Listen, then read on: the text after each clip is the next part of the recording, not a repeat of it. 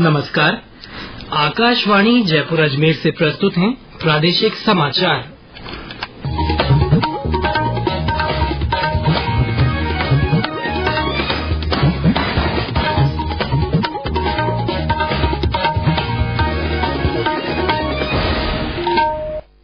मुख्य समाचार।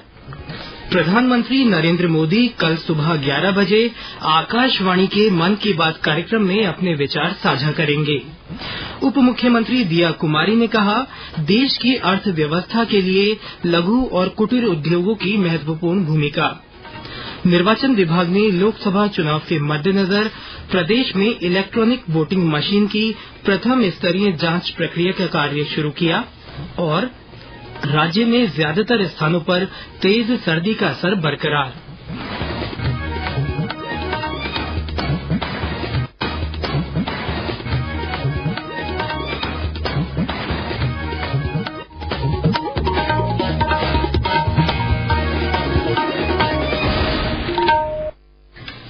समाचारों के साथ मैं सिद्धार्थ जैन और अब समाचार विस्तार से। प्रधानमंत्री नरेंद्र मोदी कल सुबह 11 बजे आकाशवाणी के मन की बात कार्यक्रम में देश विदेश के लोगों के साथ अपने विचार साझा करेंगे। यह मासिक रेडियो कार्यक्रम की 109वीं कड़ी होगी। यह कार्यक्रम आकाशवाणी और दूरदर्शन के समूचे नेटवर्क पर प्रसारित किया जाएगा। यह आकाशवाणी समाचार की वेबसाइट और news on AIR mobile app पर भी उपलब्ध रहेगा। मन की बात कार्यक्रम का आकाशवाणी समाचार, दूरदर्शन समाचार, प्रधानमंत्री कार्यालय और सूचना तथा प्रसारण मंत्रालय के YouTube चैनलों पर सीधा प्रसारण किया जाएगा। आकाशवाणी हिंदी प्रसारण के तुरंत बाद इस कार्यक्रम का क्षेत्रीय भाषाओं में भी प्रसारण करेगा। प्रधानमंत्री नरेंद्र मोदी 29 जनवरी को परीक्षा पे चर्चा करेंगे। शिक्षा मंत्रालय ने कहा कि इस साल अनूठे बातचीत वाले कार्यक्रम के माध्यम से 4000 से अधिक प्रतिभागी प्रधानमंत्री के साथ बातचीत करेंगे। कार्यक्रम नई दिल्ली के भारत मंडपम में आयोजित किया जाएगा। आकाशवाणी समाचार से बात करते हुए केंद्रीय माध्यमिक शिक्षा बोर्ड के सचिव हिमांशु गुप्ता ने आगामी कार्यक्रम के संबंध में जानकारी दी। इस प्रोग्राम के लिए मिनिस्ट्री ऑफ एजुकेशन जोरों शोरों से लगी हुई है। प्रधानमंत्री जी इसके अंदर बच्चों से इंटरैक्शन वार्तालाप करेंगे और भारत मंडपम के अंदर 3000 बच्चे यहाँ पर उपलब्ध होंगे जो सीधे प्रोग्राम को देखेंगे और इसके अलावा इसका लाइव टेलीकास्ट सभी मेजर न्यूज चैनल्स पे होगा। और इसके साथ ही एक एग्जीबिशन भी लगाई जा रही है जिसके अंदर artificial intelligence, machine learning, arts and craft, हर तरीके के स्टॉल्स भी दिखाए जाएंगे। इधर प्रदेश में भी कार्यक्रम को लेकर लोगों में खासा उत्साह है। कोटा और उदयपुर में परीक्षा पे चर्चा कार्यक्रम के लिए सेल्फी बूथ बनाए गए हैं। उपराष्ट्रपति जगदीप धनखड़ ने कहा है कि आज भ्रष्टाचार और बिचौलिए समाप्त हो गए हैं और युवाओं के पास अपनी क्षमताओं का उपयोग करने के लिए असीमित अवसर उपलब्ध हैं। संसद भवन में राष्ट्रीय सेवा योजना NSS के स्वयं सेवकों को संबोधित करते हुए श्री धनखड़ ने कहा कि भ्रष्टाचार की निरंकुशता का स्थान लोकतंत्र की योग्यता ने ले लिया है। उपराष्ट्रपति ने युवाओं को वर्ष 2047 के भारत का शिल्पकार और योद्धा बताया। आपके मजबूत कंधों पर आप अमृत काल का दर्शन 2047 तक ले जाओगे। हमेशा ये ध्यान रखिए कि भारतीयता हमारी पहचान है। हम इस महान देश के नागरिक हैं। इस महान देश की अकल्पनीय, अप्रत्याशित, ऐतिहासिक विकास यात्रा के लिए हम पर गर्व है। We will always keep our nation first. Shri Dhankhar ने कल गणतंत्र दिवस के अवसर पर आयोजित परेड में लड़कियों और महिलाओं की भागीदारी की भी सराहना की। उन्होंने संसद और राज्य विधानसभाओं में महिलाओं के लिए 1/3 आरक्षण के हाल के प्रावधान पर प्रसन्नता व्यक्त की और इसे ऐतिहासिक कदम बताया। उप मुख्यमंत्री दिया कुमारी अपनी 1 दिवसीय यात्रा पर आज जोधपुर पहुंची।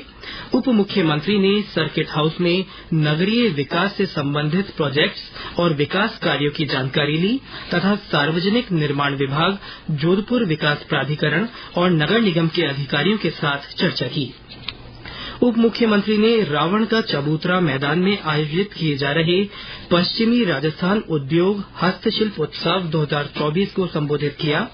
इस मौके पर उन्होंने कहा कि हस्तकलाएं हमारी सांस्कृतिक धरोहर की अमूल्य देन है। देश की आत्मनिर्भर अर्थव्यवस्था के लिए लघु और कुटीर उद्योगों की महत्वपूर्ण भूमिका है। यह उत्सव लघु उद्योग भारती की ओर से तथा जिला प्रशासन, जिला उद्योग वाणिज्य केंद्र और उद्यम प्रोत्साहन संस्थान के सहयोग से आयोजित किया जा रहा है। उप मुख्यमंत्री ने कहा कि प्रधानमंत्री विश्वकर्मा योजना के जरिए पारंपरिक कलाकारों और शिल्पकारों को प्रोत्साहन देकर उन्हें औद्योगिक वातावरण उपलब्ध करवाया जा रहा है। श्रीमती दिया कुमारी ने इस उत्सव की विजिट कर लघु और कुटीर उद्योग तथा हस्तशिल्प कला से निर्मित वस्तुओं की प्रदर्शनियों का भी अवलोकन किया। केंद्रीय संचार ब्यूरो और केंद्रीय विद्यालय संगठन के संयुक्त तत्वावधान में परीक्षा के समय तनाव से कैसे बचें, इस विषय पर आज एक वेबिनार आयोजित की गई। वेबिनार में प्रदेश भर के केंद्रीय विद्यालयों के 10वीं और 12वीं बोर्ड की परीक्षा में शामिल होने वाले विद्यार्थियों ने भाग लिया। वेबिनार को सवाई मानसिंह चिकित्सालय के मनोवैज्ञानिक डॉक्टर सुरेश गुप्ता ने संबोधित किया। उन्होंने बताया कि परीक्षा के समय विद्यार्थियों में तनाव होना साधारण समस्या है। इसका समाधान भी आसानी से किया जा सकता है। श्री गुप्ता ने विद्यार्थियों को परीक्षा के समय अध्ययन के साथ साथ नियमित व्यायाम, योग और ध्यान करने का सुझाव दिया। डॉक्टर गुप्ता ने कहा कि विद्यार्थियों को परीक्षा के समय अच्छी नींद लेना बेहद जरूरी है। छात्रों को परीक्षा के समय अपने खान-पान का विशेष ध्यान रखना चाहिए। उन्होंने कहा कि विद्यार्थियों को मोबाइल और सोशल मीडिया से दूर रहना चाहिए। ये समाचार आकाशवाणी जयपुर अजमेर से प्रसारित किए जा रहे हैं।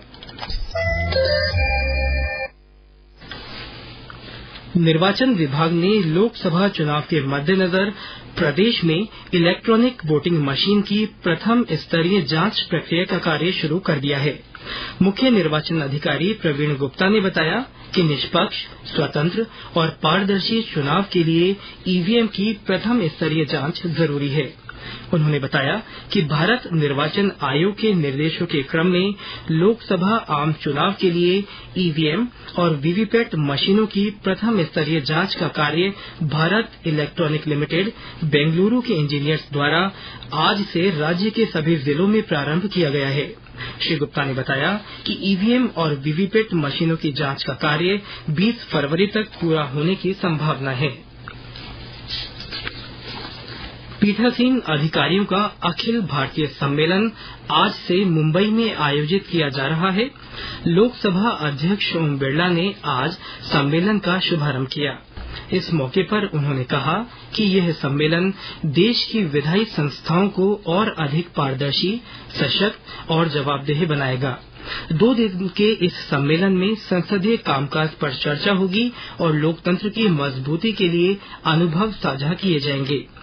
इस दौरान सदन में बैठकों की संख्या में बढ़ोतरी और विधायकों की उपस्थिति सहित अन्य मुद्दों पर भी विचार विमर्श किया जाएगा।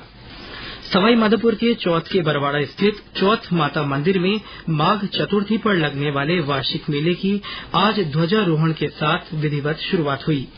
जिला कलेक्टर खुशहाल यादव ने बताया कि मेले में पॉलिथीन पर प्रतिबंध लगाने सहित स्वच्छ, सुरक्षित और व्यवस्थित आयोजन के लिए अधिकारियों को आवश्यक दिशा निर्देश दिए गए हैं।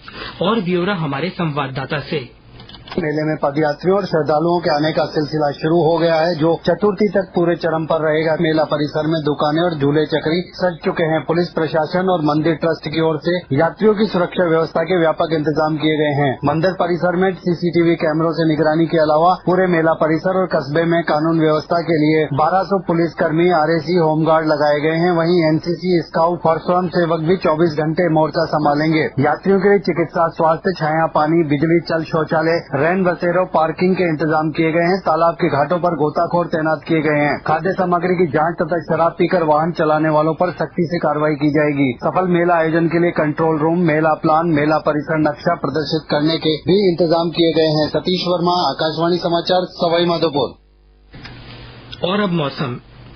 राज्य के ज्यादातर स्थानों पर तेज सर्दी का असर बना हुआ है। कुछ जिलों में कोहरे के कारण सामान्य जनजीवन प्रभावित हुआ है। आज अलवर, भरतपुर, धौलपुर, झुंझुनू, करौली, सवाई माधोपुर, बीकानेर, चूरू और श्रीगंगानगर में कोहरे का असर रहा। हनुमानगढ़ और जैसलमेर में शीत दिन की स्थिति रही। राज्य में कई स्थानों पर न्यूनतम और अधिकतम तापमान सामान्य से नीचे दर्ज किया गया है। मौसम विभाग की ओर से जारी किए गए आंकड़ों के अनुसार हनुमानगढ़ के संगरिया में सबसे कम न्यूनतम तापमान 3.1 डिग्री सेल्सियस दर्ज किया गया। इसके अलावा श्रीगंगानगर में 4.4, सीकर के फतेहपुर में 4.7, पिलानी तथा अलवर में रात का पारा 5 डिग्री सेल्सियस दर्ज किया गया। मौसम विभाग ने आगामी 4-5 दिन और रात के तापमान में हल्की बढ़ोतरी की संभावना जताई है। विभाग ने कल बीकानेर, चूरू, हनुमानगढ़, जैसलमेर और श्रीगंगानगर में घना कोहरा छाये रहने की संभावना जताई है। सोमवार से शीत दिन तथा कोहरे से राहत मिलने के भी आसार हैं। भारत और सऊदी अरब के बीच संयुक्त युद्धाभ्यास राजस्थान में होगा। सेना की दक्षिण पश्चिम कमान से मिली जानकारी के अनुसार सदा तनसीक नाम का यह युद्धाभ्यास 29 जनवरी से शुरू होगा और 10 फरवरी तक चलेगा।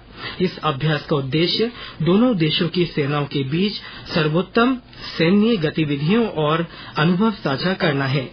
इससे भारत और सऊदी अरब के बीच सैन्य सहयोग और अंतर संचालन को बढ़ावा मिलेगा।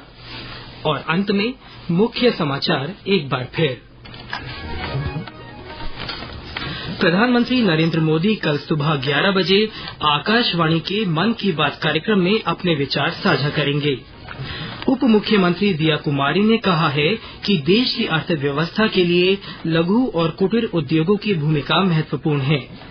निर्वाचन विभाग ने लोकसभा चुनाव के मद्देनजर प्रदेश में इलेक्ट्रॉनिक वोटिंग मशीन की प्रथम स्तरीय जांच प्रक्रिया का कार्य शुरू कर दिया है।